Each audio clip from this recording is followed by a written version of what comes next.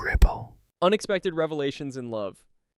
People in 10-plus year relationships, what's something you learned about your partner years later that genuinely surprised you?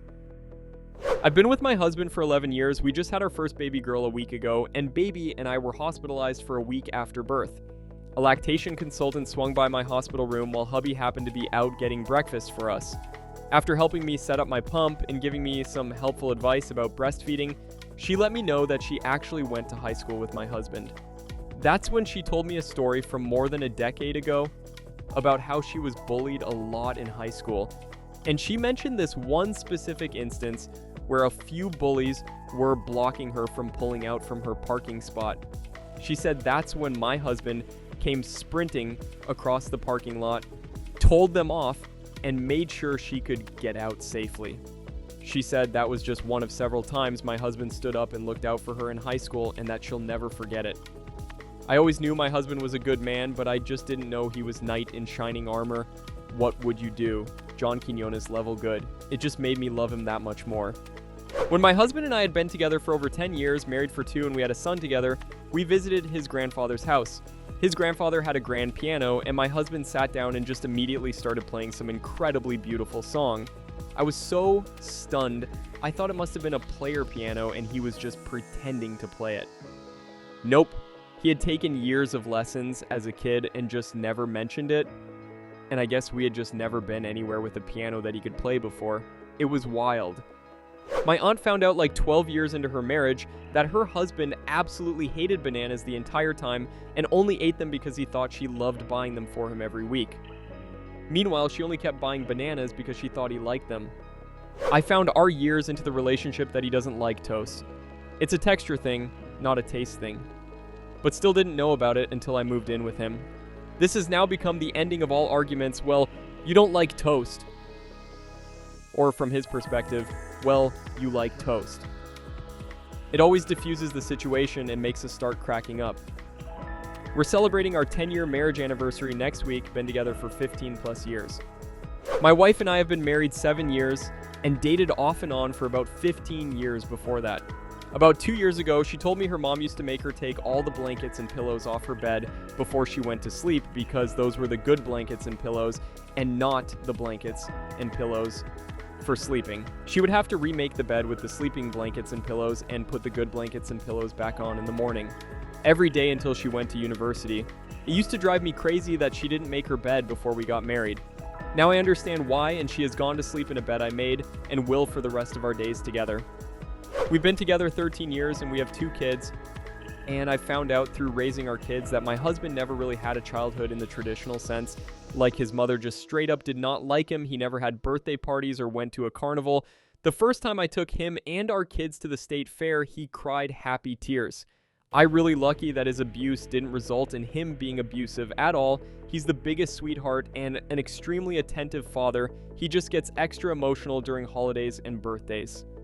She is extremely funny, and probably better than me at observational comedy. English is not her first language, so we could always laugh at things, but she couldn't really be witty or off the cuff. These days, 25-ish years together, she has picked up all sorts of Aussie slang words, and her wit is absolutely razor sharp.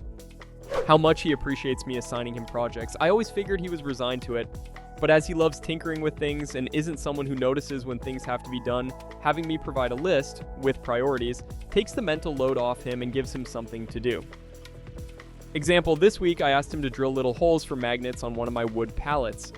I even gave him several sets of magnets, his choice.